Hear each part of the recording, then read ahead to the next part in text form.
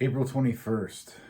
We have found that we had no choice except to completely change our old ways of thinking or go back to using. Basic text, page 22. Many of us find that our old ways of thinking were dominated by fear. We were afraid that we wouldn't be able to get our drugs or that there wouldn't be enough. We feared discovery, arrest, and incarceration.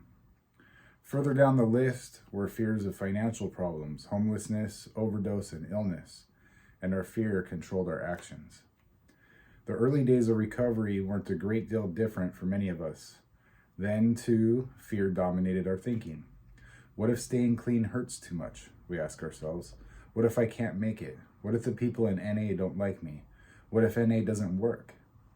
The fear behind these thoughts can still control our behavior, keeping us from taking the risks necessary to stay clean and grow.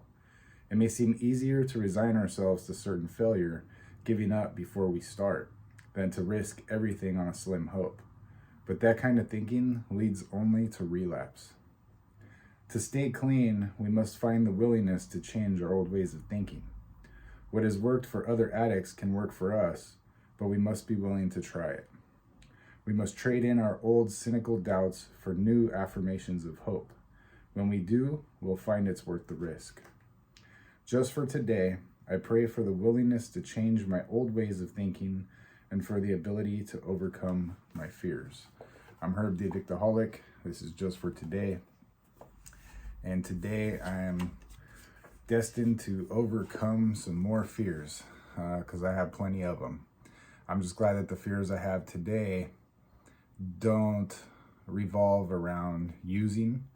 They don't revolve around, potential overdose or being discovered or incarcerated.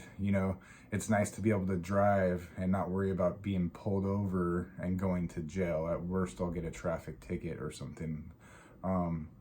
It's nice to be able to take a urinalysis and not worry, for a new job or whatever. I could actually, give my own urine to pass the test versus, some other form or method of trying to cheat a test. All those fears, it's such a weight off the shoulders day to day. And the fears I have now today, although valid, they're still fears. And they're fears that, I'm learning to overcome with the help of my higher power and the rooms of Narcotics Anonymous and the fellowship and my family and the relationships I'm building and everything else.